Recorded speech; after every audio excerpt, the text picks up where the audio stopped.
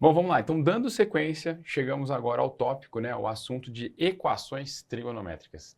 Então, antes de mais nada, para ser uma equação trigonométrica, precisa ser uma equação. Então, vamos ter aqui o igual, tá? Então, nós vamos estar dizendo que tem uma expressão que está antes desse símbolo de igual, que é igual ao que está depois do símbolo de igual, beleza? Só que por ser uma equação trigonométrica, elas vão envolver aquelas funções trigonométricas clássicas, tá? As principais aqui, seno, cosseno e tangente, são as principais relações trigonométricas que a gente tem, beleza? Claro que também pode aparecer secante, cossecante, cotangente, que são as razões trigonométricas inversas aí dessas primeiras que eu falei, né? Por exemplo, cotangente é o inverso da tangente, tá? Que a gente vai falar delas também depois, mas vamos dar mais ênfase no seno, cosseno e tangente, que são as mais famosas. Então, exemplos de equações trigonométricas. Então, pode aparecer para a gente, por exemplo, uma equação que envolva seno. Então, nós vamos ter lá seno de x é igual a meio. Beleza? Então, a gente tem que resolver. Olha, é uma equação. A equação envolve a função seno, né? Então, seno de x é igual a meio. Qual seria o valor de x? Então, a gente está perguntando qual que é o arco, né, que a gente tem o seno valendo meio. Tá? Uma outra possível equação seria, por exemplo, a gente escrever cosseno ao quadrado de x menos cosseno de x, isso igual a zero. Tá? Outra equação também, você tem agora uma expressão antes do igual, que é igual ao que está depois, né? Então eu estou dizendo que essa expressão cosseno ao quadrado de x menos cosseno de x é igual a zero.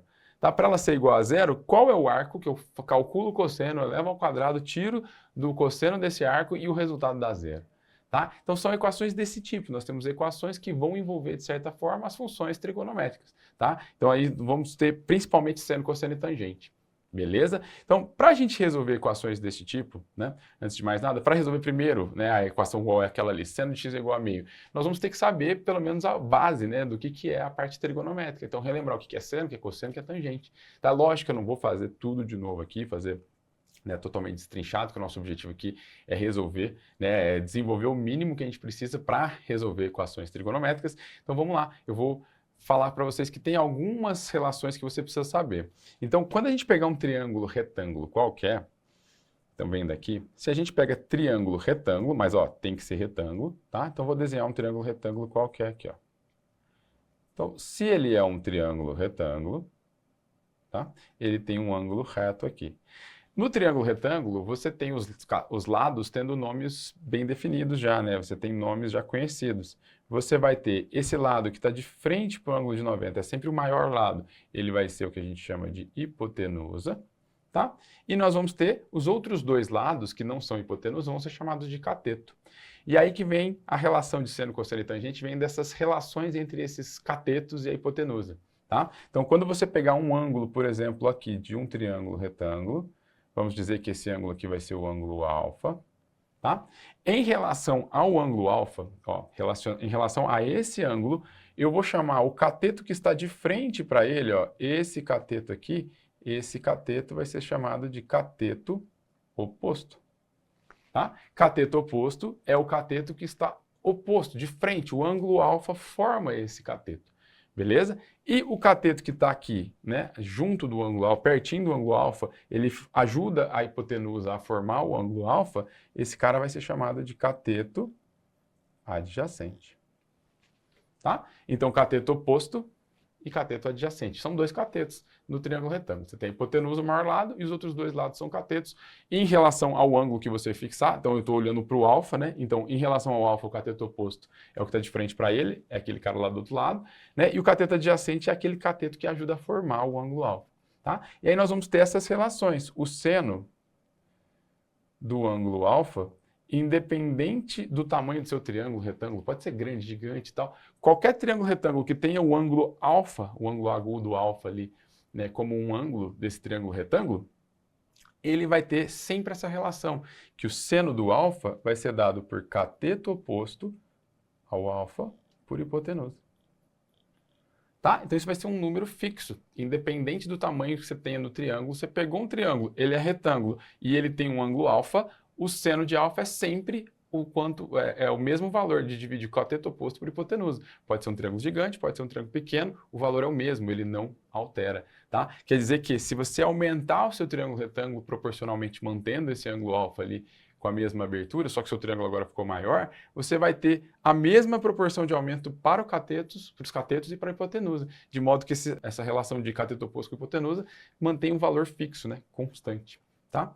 Aí a gente tem também a relação de cosseno de alfa, então, vai ser a relação entre o cateto adjacente e a hipotenusa, tá? E a relação de tangente passa a ser a relação de cateto oposto sobre cateto adjacente, tá? Então, basicamente, as funções trigonométricas vão surgir daqui, dessas relaçõezinhas aqui. É lógico que a gente, nesse primeiro momento, está limitando a essas razões, elas surgirem, né, de ângulos agudos que estão dentro de triângulos retângulos, tá? Depois a gente vai fazer o círculo trigonométrico, vai perceber que a gente pode calcular seno, cosseno e tangente para qualquer arco, né? Inclusive arcos maiores que uma volta completa. A gente pode ficar brincando e dar a volta no círculo trigonométrico, fazendo ângulos maiores que 360, por exemplo, né? E calcular essas funções desses arcos, né? Desses ângulos numa boa. Beleza? Então aqui tem alguns valores que a gente vai ter que ficar atento, que são valores especiais. Então é o que a gente chama de ângulos notáveis, tá? Então, deixa eu colocar aqui, ó, ângulos notáveis. Então, esses ângulos notáveis, esses assim, são aqueles que você precisa ficar esperto, porque você é obrigado a saber o seno e cosseno e tangente desses caras, tá? Então, por exemplo, se você tem um ângulo que não é notável, vamos pegar o ângulo 10 graus. A prova não vai, né? Nenhum concurso vai te cobrar qual que é o seno de 10, tá? Sem nenhuma outra informação, assim, para te ajudar, né?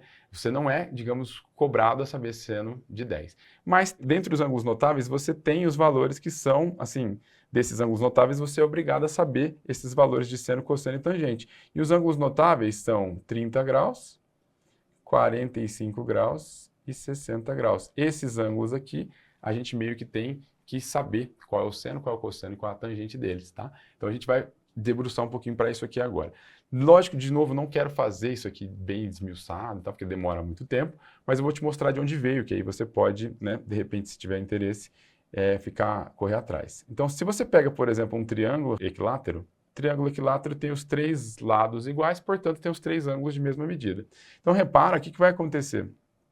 Todos os ângulos aqui internos, como a soma dos ângulos tem que ser 360, e esse ângulo aqui precisa ter a mesma medida que esse, tem que ter a mesma medida que esse, então você vai pegar 180 graus, né, que é a soma dos ângulos internos de um triângulo, né, se eles juntos tem que dar 180, como são três iguais, eles precisam ser 60 cada um. Então aqui você vai ter um ângulo de 60 graus, tá? E aqui também. E lá em cima também é 60. Só que quando você traça a altura, então vamos traçar a altura aqui desse cara, por exemplo. Então eu vou vir aqui agora e vou traçar a altura, ó. Então traçando a altura aqui, ela sai lá do vértice, chega aqui na base e ela faz um ângulo de 90 porque ela é a altura. Você vai formar aqui dentro, naturalmente, dois triângulos, ó, retângulos, tá? E se esses triângulos são retângulos, a gente já pode se debruçar neles, né? A gente já pode olhar para eles e aí fazer essas relações. E aí esse triângulo equilátero aqui que você pegou pode ter lado qualquer medida, pode ser 1, pode ser 2, pode ser 10, inclusive você pode chamar ele de L e aí você vai chegar nessas relações, né, de seno, cosseno e tangente e vai conseguir saber qual que é o seno de 60, o cosseno de 60 e assim por diante, tá? E aí repara aqui, se eu já sei que esse triângulo aqui, ó, vamos nos debruçar nesse cara aqui, ó. Se eu pegar esse triângulo do lado de cá, ó, vou reforçar ele aqui. Eu já tenho um ângulo de 90, que foi feito ali pela altura. Já tenho um ângulo de 60, né, que o nosso triângulo, ele era o original era um triângulo equilátero. Então, lá em cima, né, já tem 90 com 60, 150. Lá em cima, para dar 180 os três juntos, precisa ser 30. Então, aqui não tem jeito. Ó, aqui você vai ter necessariamente um ângulo de 30 graus, tá? Então, você vai ter um ângulo de 60 aqui embaixo e um ângulo de 30 lá embaixo. Se você olhar aqui, então, o nosso triângulo agora, ele passa a ter essa cara aqui, ó. Desenho ele de lado, porque ficou ruim de ver ali. Então, vamos fazer ele aqui assim, ó. Tá? Então, aqui embaixo é o 90. Esse ângulo aqui é de 60. E o ângulo lá em cima é um ângulo, vou até te colocar de outra cor, é de 30 graus. Tá? Então, dentro do triângulo retângulo, você tem ali os ângulos, né? Tem a soma igual a 180, beleza?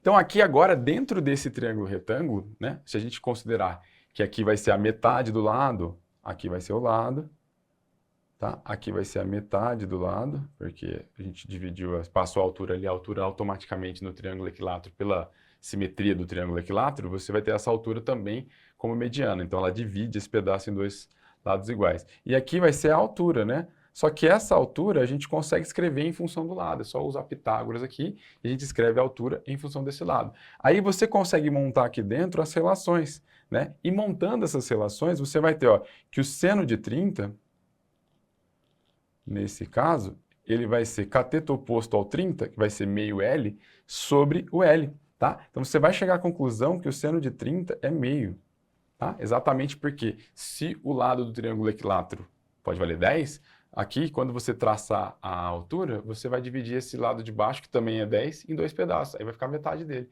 Tá? Então, o seno de 30 ele vai ser meio em qualquer lugar. Só que se você parar para olhar, o cosseno de 60, que é um resultado muito interessante para a gente também, em relação ao 60, o cateto adjacente é meio L. É a mesma coisa que o cateto oposto do 30, é o cateto adjacente do 60. Então, quando você fizer cosseno de 60, olha só, vai ser cateto adjacente meio L sobre hipotenusa, que é o mesmo L. Então, ele também vai ter essa relação de meio. Tá? Então, o cosseno de 60 e o seno de 30 são iguais. E isso vai acontecer sempre que você tiver ângulos complementares. Ó. Resultado muito interessante para a gente. Então, se você pega 30 com 60, você soma, eles são complementares. 30 mais 60 são complementares. Eles juntos valem 90 graus. Conclusão, o seno de um vai ser igual ao cosseno de outro. Tá? A mesma coisa vai valer se eu for fazer agora o seno de 60 e o cosseno de 60. Nesse caso, o seno de 60 vai ser raiz de 3 sobre 2. Tá? Lógico que aí eu vou precisar ali calcular a altura em função do lado, né? Para a gente conseguir fazer essa relação, mas o resultado que eu chego é que seno de 60 é raiz de 3 sobre 2, que é o mesmo valor do cosseno de 30, né? Porque quando eu olho para o cosseno de 30, eu vou pegar o 30 e vou olhar para o cateto adjacente agora, que vai ser o H. Tá? Para o 60, o cateto oposto é o H. Para o 30, o cateto adjacente é o H. Então, o seno de 60 acaba sendo igual ao cosseno de 30, também raiz de 3 sobre 2. Tá? Isso vale para o 30 e para o 60, mas vale para quaisquer dois ângulos que sejam complementares. Se dois ângulos juntos, somados, dão 90 graus, você sabe o seno de um, ele é o mesmo valor do cosseno do outro. Tá? Você sabe que o cosseno de um é o mesmo valor do seno do outro. Tá certo? Então, nesse caso, a gente tem esse resultado. E para fazer o outro ângulo, né, a gente já matou, então, aqui o seno e o cosseno de 60 e 30. E para fazer o outro, que a gente tem ali, também famoso, o outro ângulo notável, que é o 45, a gente, ao invés de partir de um triângulo equilátero, a gente parte agora de um quadrado. Então, se você pegar um quadrado, tá aqui o nosso quadrado, por ser quadrado, ele vai ter todos os ângulos retos, né, valendo 90 graus. Então, aqui embaixo, 90 graus, tá? Lá em cima também é 90 graus. E esses outros dois também são 90 graus. Mas quando eu traço aqui, ó, a diagonal desse quadrado, eu divido, né, agora esse quadrado em dois triângulos, e os dois triângulos são retângulos, tá? E aí, como eu tenho lados iguais aqui bonitinho, você vai perceber que esse ângulo aqui embaixo, ele é um ângulo de 45 graus. E esse ângulo aqui também é um ângulo de 45 graus. Ah, então 45 graus nesse caso vai acontecer a mesma coisa aqui, né? Eu tenho 45 mais 45, 90. Esses dois ângulos, eles são complementares. Ângulos complementares, seno e cosseno, têm o mesmo valor. Então, o seno de 45 é idêntico ao cosseno de 45. Tá? Então, uma vez que você chamar aqui, você colocar valores, né? Você chamar, por exemplo, aqui de L, aqui vai ser a diagonal, e a diagonal é a raiz de 2 vezes L. Tá? E aí, montando isso daqui, se você olha para o 45 que está lá em cima, o cateto oposto é o L. Quando você olha para o cateto adjacente, é o L também. Então, tanto faz seno e cosseno, né, de 45, você vai ter o mesmo valor. Então, nós vamos ter aqui, nesse caso, que o seno, deixa eu pegar a mesma cor aqui do 45, o seno de 45, ele vai ser raiz de 2 sobre 2, tá? A gente tem que fazer essa relação com mais calma para chegar nesse resultado, mas é bem tranquilo, está bem montado aqui, agora é só você ter um pouquinho de paciência para fazer essa relação, você chega em raiz de 2 sobre 2, e cosseno de 45, como eles são complementares, 45 com 45, ó, vale a mesma coisa que eu coloquei aqui, se você somar esse ângulo com esse, Se eles são complementares, o cosseno de um e o seno do outro são iguais. Tá? Então, aqui, como 45 mais 45 é 90, são complementares, você tem, então, que cosseno de 45 também é raiz de 2 sobre 2. Tá? Então, por exemplo, só de saber isso, saber esses valores dos ângulos notáveis, eu já consigo resolver a primeira equação ali tranquilamente. Tá? Então, eu tenho que seno de x é igual a meio. Se eu considerar, então, esses valores ângulos notáveis aqui, eu vou ter o seguinte, ó.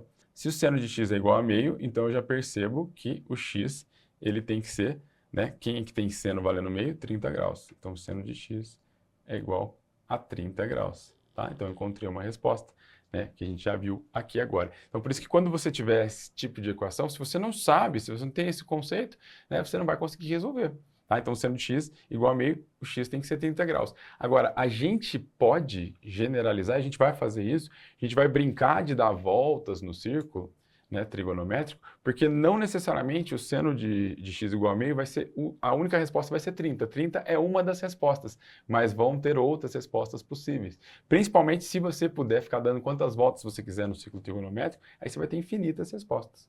Tá? Mas geralmente os exercícios trazem um intervalo, diz onde que os arcos moram. Então, às vezes, você tem uma ou duas, dependendo se você está dando uma volta só, né? Às vezes ele restringe dentro de um único pedaço de intervalo ali que só tem uma resposta. Tá? Então, nesse caso aqui, se a gente fosse pensar seno de x é igual a meio, se eu considerar aqui x